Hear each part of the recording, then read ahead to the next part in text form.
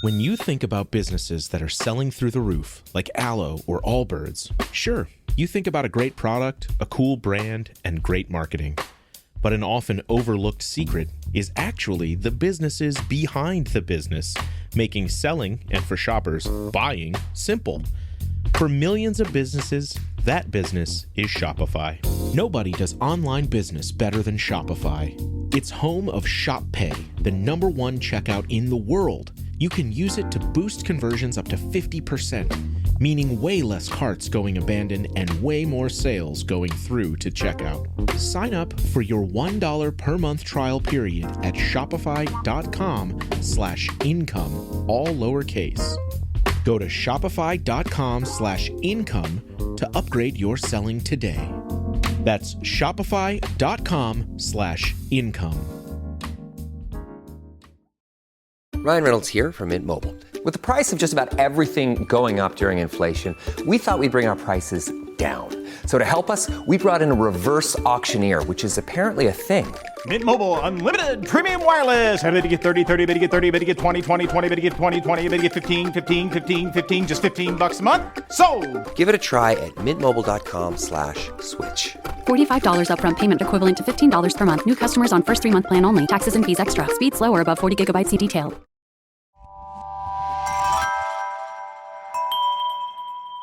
Welcome back to Crime Capsule. I'm your host, Benjamin Morris. We hope you enjoyed our visit to haunted Staten Island last week with author Mariana Randazzo. I'm going to come right out and say it. Today, as we continue our journey through spooky season, we are heading clear across the country to the West Coast, and I could not be more excited about our destination. Not just for where we're headed, but for who's meeting us there.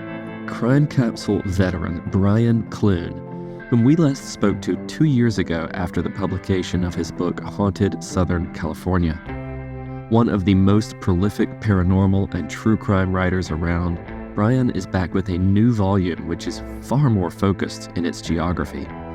Today, we're headed to the City of Angels, Los Angeles, which we might need to call the City of Angels and Demons.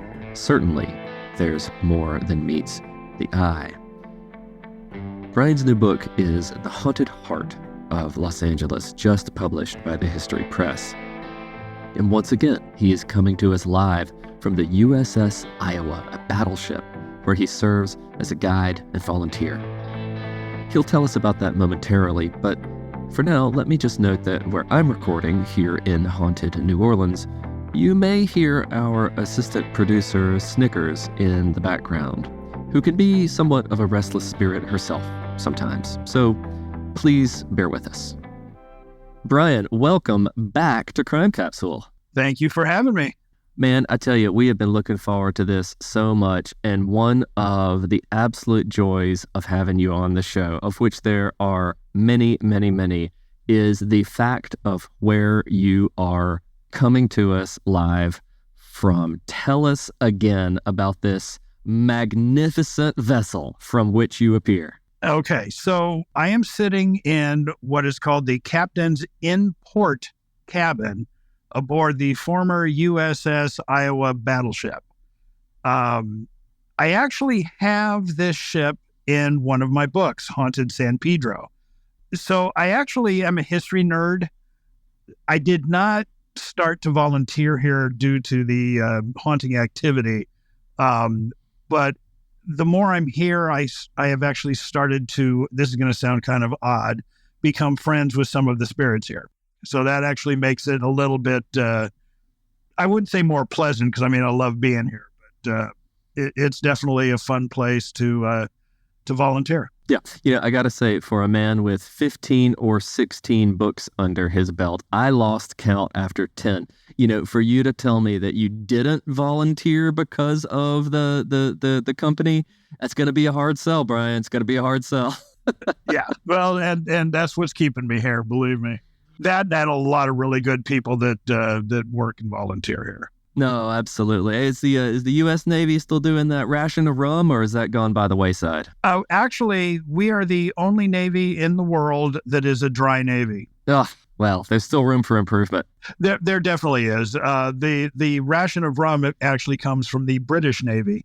And I do know that American sailors sort of have adopted that, but we won't go into that because, officers don't need to know. Of course, absolutely. And that's why that's why we have the split galley, don't we? All right, so let's talk about, you are not just on the magnificent USS Iowa at this very moment, but you are in a particularly unusual room aboard ship. Well, tell us about it.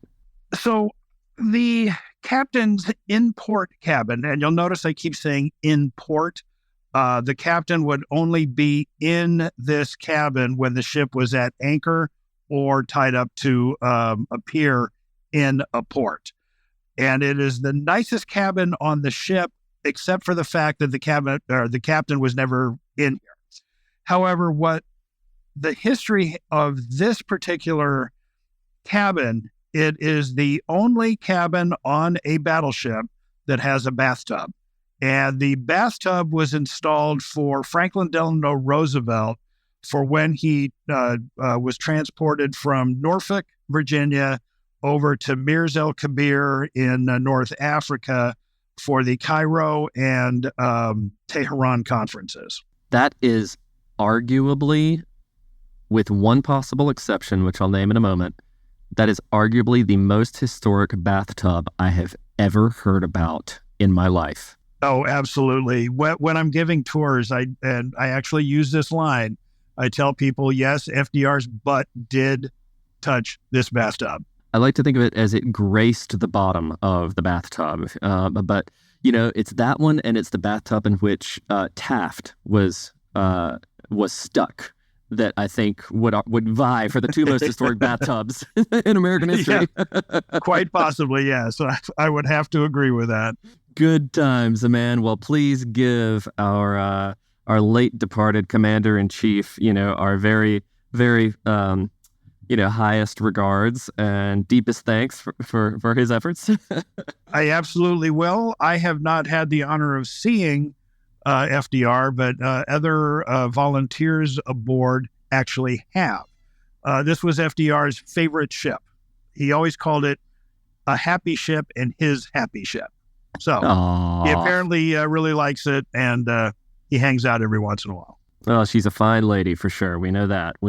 Yes, she is. So last time we talked, and you were in a different room aboard ships, this was 2 years ago, and we were talking about your book, Haunted Southern California. Now, that book was a real road trip. It was full of haunted mines and abandoned cemeteries and, just crazy cases all over the region, which was wonderful. You jump in the car, you let the book be your tour guide, your road map, and you come up with these crazy spots. Your new book that we're going to talk about today, Haunted Heart of Los Angeles, is much more focused. I mean, we're talking just a radically condensed geography here. What led you to shift your gaze to such a more focused, see what I'm trying to say, a more focused approach? The publisher. So it sort of has an interesting story. I was actually working on another book titled Haunted Northern California, which, by the way, that is the one I'm working on now. And I had always been told that, don't worry about ever doing a book on Los Angeles. It's a hard sell. People in Los Angeles don't like to read, blah, blah, blah, blah, blah. Well, Ouch. all of a sudden, yeah. And I was like, okay. All of a sudden, I get contacted by marketing saying, hey, we need a book about Los Angeles. You interested? And I was like, absolutely.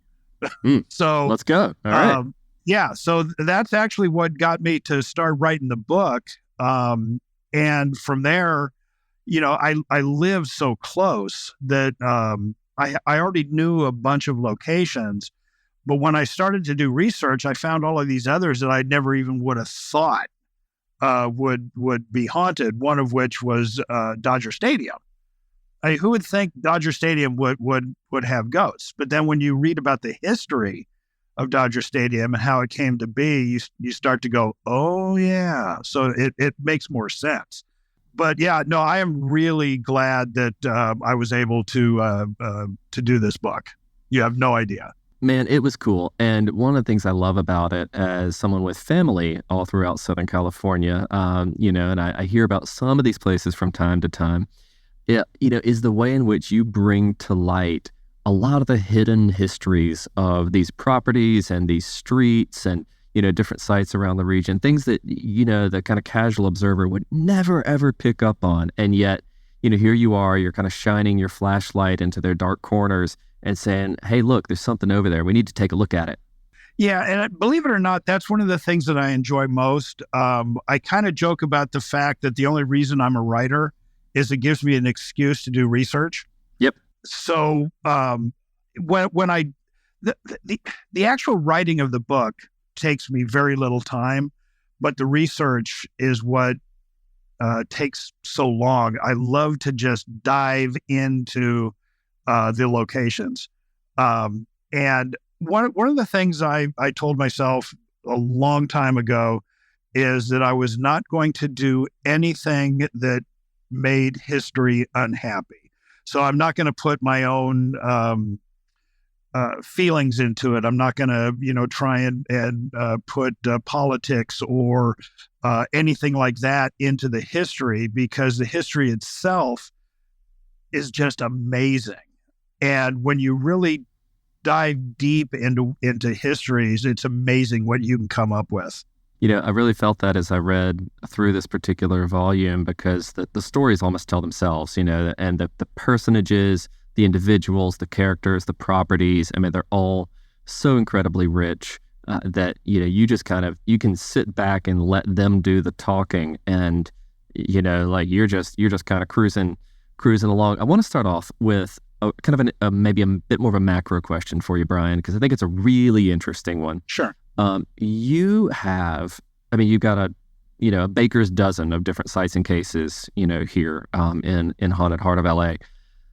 One of the threads running throughout your book is that there is kind of an ongoing debate over which property or which historic house or hotel and so forth is the most haunted. Now, I don't want to wade into that debate because I for sure am not equipped, but I'm interested in the fact that there is a debate over which is most haunted for such a massive city. Why do you think there is? It has to do with the diversity of people. So we'll take the paranormal community kind of as a whole. You have people that go to one location, and that may be one of the only locations they ever go to. So let's say it is the Cecil Hotel. They have gone to the Cecil Hotel 15, 20, 30 times, so they know what is going on there, yet they only go to the Pico House twice. So to them, because they don't have the experiences that they have at one location, they just assume that it doesn't have the same amount of activity as another location. So like with Dodger Stadium, a lot of people have no clue that there is haunting activity there. So to them, it would never even enter their head that could be one of the most haunted locations in Los Angeles. I have my own views. Other people have their views, and none of them are wrong. It just all depends on their point of view. It's funny. The argument or the debate reminded me slightly of, that old saw that if you ever were to collect all of the alleged fragments or relics of the true cross and combine them into an actual cross, that sucker would be as high as the Empire State. Everybody's got a piece, right? Exactly. Which is kind of fun to think about. Well, I want to skirt over two cases real quick before we get to our main attraction today. And you just mentioned them, the Pico House and the Cecil Hotel. It's interesting because, Brian, part of your history, which I love, is not just a history of the property and the haunting, but it's actually a cultural history of Los Angeles at the time at which these structures were built, and who were the investors, and what was the mercantile landscape looking like at the time, and were these sort of prospectors made good, or were they sort of self-made businessmen? The proprietor of the Pico House, of course, was this magnanimous, generous individual who just wanted to give everything away to everybody, and it bankrupted him. So like these kind of great stories of people, but also stories of the time. So I have one question about each of those before we get to our main attraction. Pico House, how much fun did you have writing about that? It must have been a blast, right? It actually was, especially since I have had the pleasure of going in and investigating the location. And when I say location, and it's the reason that I combined 3 different locations into one with the Pico House, is because all 3 of those locations are basically connected. They're all one building, with the Pico House kind of being the anchor. And because of the fact I really like history, I didn't, and it's kind of sad because Pico is everywhere in the Los Angeles basin. I didn't know enough about his history when I was investigating the locations to understand fully what I was investigating. Sure. So that was where I had the most fun, is as I was researching Pio Pico himself, I was thinking back to my investigation going, oh, okay, so that makes sense. On why certain things happened, why, I had seen certain things. So that one just really, it was kind of more on a personal level due to my own discoveries, shall we say. I tell you, it is so nice when you read an account like yours, occasionally to encounter who is like someone who's effectively a folk hero. We're not talking about someone we had on last week's episode where, you got a matron who has an illicit affair and then hides her child in a basement and it results in a murder-suicide and the whole thing is awful, awful, awful start to finish. With Pio Pico, I mean, you got a guy who just everybody loves. He's just a genuinely good dude. He was, yeah. Oh, those are rare, man. Nice to meet one every now and then in a paranormal book. Yeah, exactly. And it was fun that I could bring him to our readers. Because a lot of people do not know who Pio Pico was. They just know, Pico Boulevard, or Pico Rivera. So it was nice to be able to bring him to the people. Yeah, no, it was great. It was great. Love that chapter. Now, I'll say this. My love for that chapter was equally matched by my absolute abhorrence at everything I read about the Cecil Hotel. This was one of the, we talk about page turners, and this was a page turner that had me on each paragraph, just no, please stop, not more, no more, let it end. And no, Brian, you wouldn't do that. You gave us the whole horrible history of this. I mean, I think I'm now a believer. It's cursed. The place is cursed. I'm never setting foot anywhere near there. Holy crap. Demi, did you have to touch it with a barge pole just to be able to get in? How did you do that? Okay, so I had actually been going to the Cecil Hotel for about the last 8 or 9 years. Not staying there, mind you. There are not enough inoculations to ever get me to stay at the Cecil. No. But I had been going in and talking to people. And if you ever want to know anything about a hotel, talk to housekeeping. My God, they know everything. Oh, yeah. So I'd go in and I would talk to housekeeping. I would talk to, maintenance people and things like that. Specifically, to find out about the ghost activity. And I couldn't find much, to be perfectly honest with you. However, I am not one of those people who believe in curses. I think curses are self-fulfilling. But I'm sort of with you on the Cecil Hotel. If there is a place that is cursed, that is the you place. Found it. Yeah. I mean, my God, as I was researching it, I was like, you've got to be kidding me. And I'm like, I was kind of like you. It's like, all right, now I can get into the goods. Oh my God, nope, no more goods. Wait, what?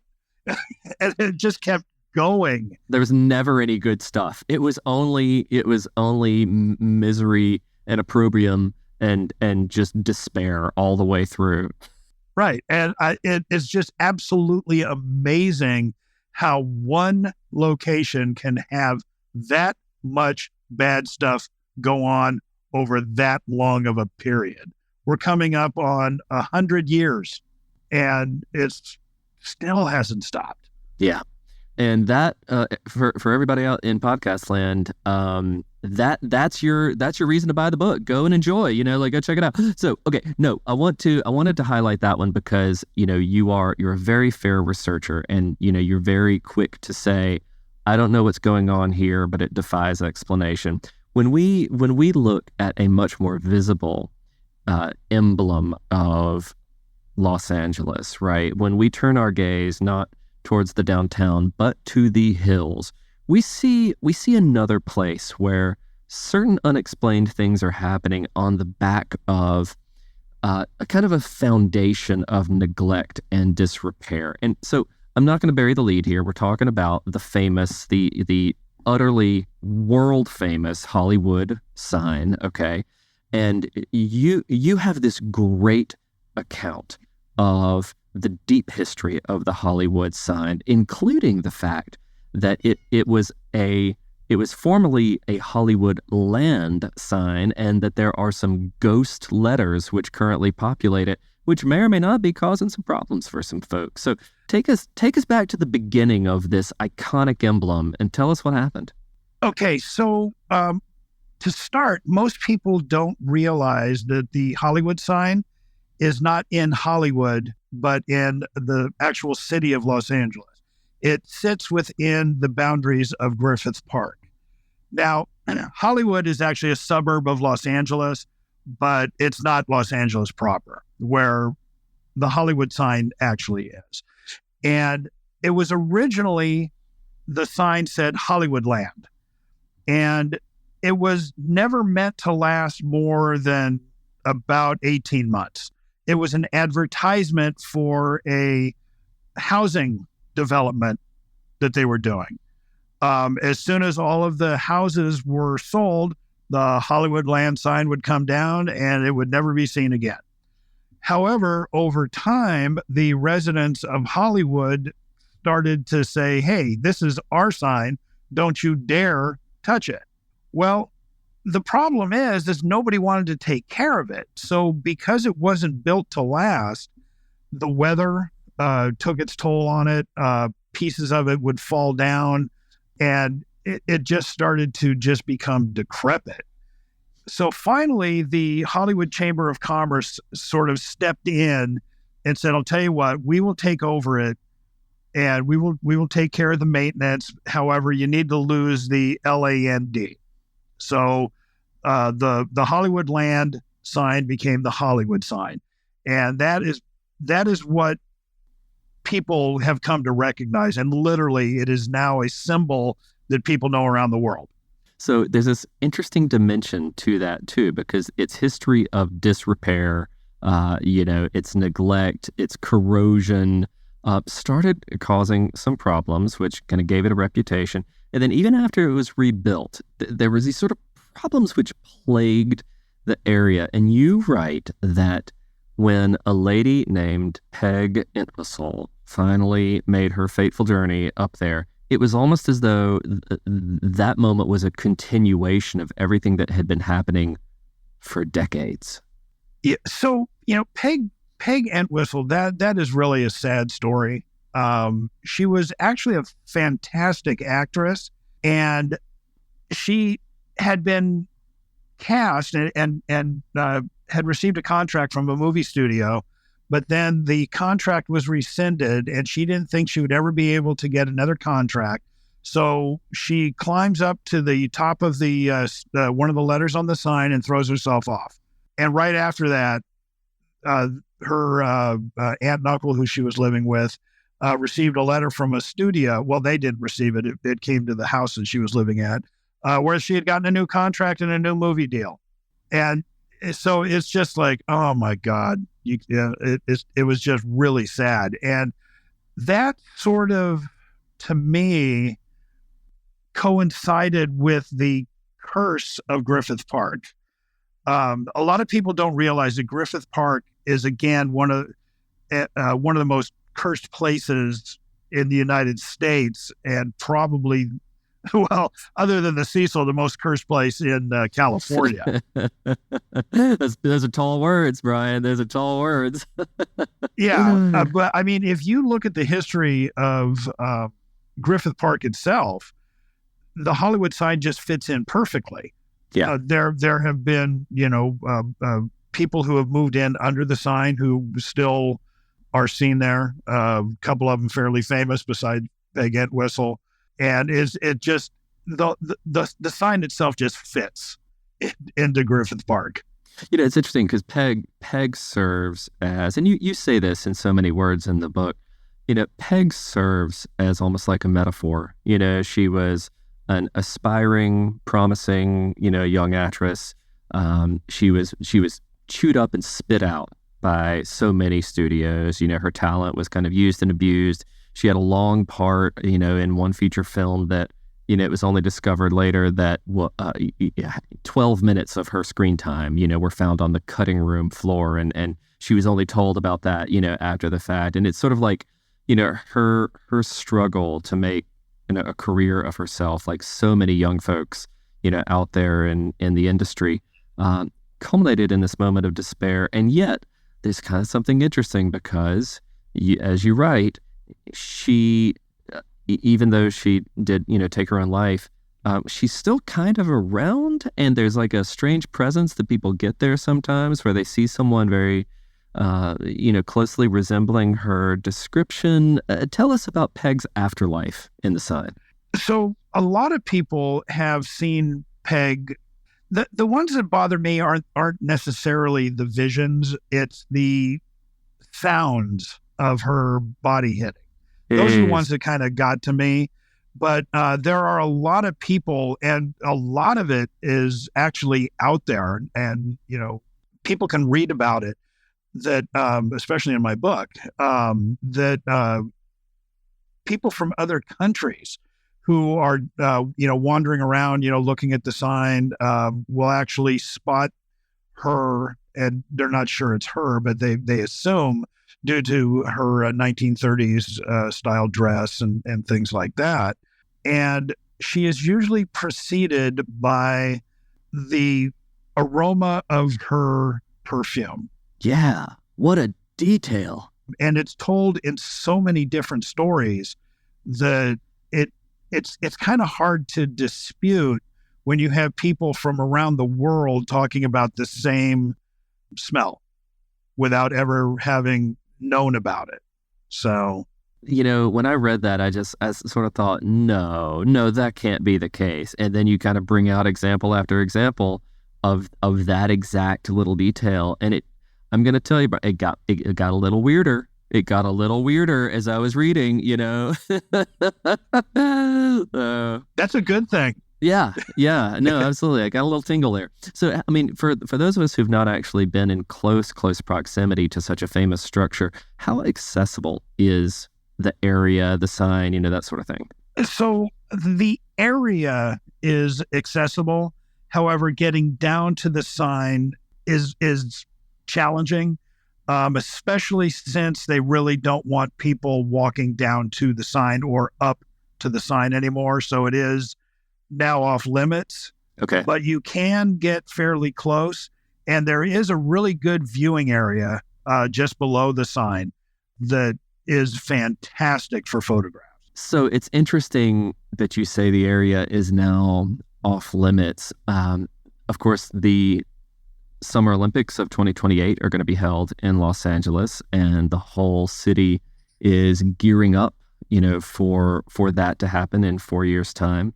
Have you heard of any ghostly sort of preparation for millions of people descending on LA, whether it's on Elvira Street or, crazy things happening out at the Hollywood sign or, sudden rash of bookings at the Cecil Hotel? LA's back in the news. Well, unfortunately, the Cecil Hotel is now specifically a low-income housing. So no more hotel guests, which may or may not be a bad thing.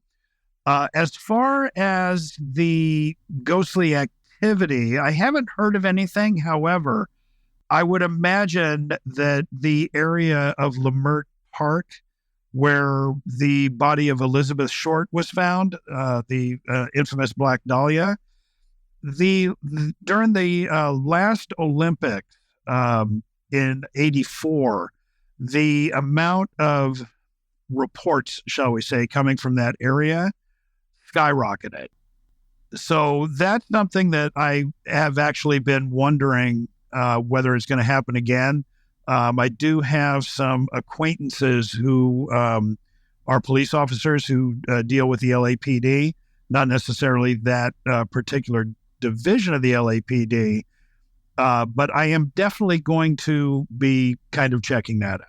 Well, it sounds like you and the team at Planet Paranormal are going to have your work cut out for you. Before we take a break for this week, and we'll come back next week with some more stories from Haunted Heart of Los Angeles, would you just tell us a little bit about the Planet Paranormal enterprise? And for our listeners who may not be familiar with your work outside of your titles as an author. So Planet Paranormal actually started off as a radio hub for paranormal radio. Unfortunately, some of the more, shall we say, profitable radio hubs have sort of killed independent radio hubs. So we've dwindled to the point where we really don't have much going on with that anymore. However, what we did morph into is one of the more legitimate paranormal investigative teams on the West Coast. And we have actually had cases that have actually taken us as far away as Paraguay. So we do enjoy that. Home cases are what we really wanted to do to help people out. We never charge for any investigations ever. Everything is on our dime, and we want to make sure that people get help, whether it's paranormal or not. Most of the cases we get are non-paranormal, but we still try to help people if they have medical issues and things like that, finding them, proper doctors. And we had a former Marine who was getting help from the Marine Corps base, and they didn't realize just how far he had slipped, shall we say, until he had contacted us and needed help. And we actually contacted the Marine Corps base, and he got the help that he needed. No, that's awesome. That is awesome. Well, if folks wanted to look up y'all's outfit, what's the best way for them to do so? Just planetparanormal.com on any website, or I'm sorry, any server. There you go, planetparanormal.com. Good deal. Well, Brian, we are going to come right back next week, and I'm going to do this. I don't normally do this, but I'm going to say it right now. For everybody out there who's listening, next week, lizard people. Yeah, that's it. Lizard people. We're going there, and I cannot wait. Tune back in. We will see you then. Brian, thank you so much for joining us. It's always a joy. Thank you for having me. I love it. Thanks for listening. Our guest has been Brian Clune, author of The Haunted Heart of Los Angeles, just published by the History Press. To order a copy of the book, visit your local independent bookstore or visit arcadiapublishing.com. Join us next week as we continue our conversation with Brian and get into arguably one of the strangest conversations ever recorded on our show. No, I'm actually serious about that. See you then. Thanks to our producer, Bill Huffman, our production director, Bridget Coyne, audio engineer, Sean Rule Huffman, and our executive producers, Michael D'Aloia and Gerardo Orlando. I'm your host, Benjamin Morris. Crime Capsule is a production of Evergreen Podcasts and a signature title of the Killer Podcasts Network. You can find Crime Capsule wherever you listen to podcasts. Discover more great true crime and paranormal programming at killerpodcasts.com. Hello everyone. My name is Tom Kearns, and I host the Anglo-Saxon England podcast, where I cover the history and culture of England from the departure of the Romans in the 5th century to the Norman conquest in 1066. So far, we've surveyed the collapse of Roman rule in Britain, the migration of the Anglo-Saxons, and the history of Northumbria from its beginnings in the mists of legend to its destruction at the hands of Viking raiders in the 9th century. I hope you'll come and give it a go. How far would you go in your pursuit of the American dream? Would you put in the work? 911, what's your emergency? Would you take a big risk? What's the problem? What's the problem? Would you cheat? Would you lie? Were they shot? Were they shot? Would you kill? My mom is dead. My mom is right there. I'm Jeremy Schwartz, and I'll be taking you inside the minds of some of our most notorious felons and outlaws, exploring the dark side to the American dream. You'll meet the picture-perfect brothers who teamed up to kill their parents, the thief who stole babies and ruined countless lives, the crypto king who siphoned off billions in the name of saving the world, and plenty more. From assassins to gangsters to killers and con artists, whatever the case, whoever the criminal, you don't know the full story until now. Go to AmericanCriminal.com or search for and follow American Criminal wherever you get your podcasts.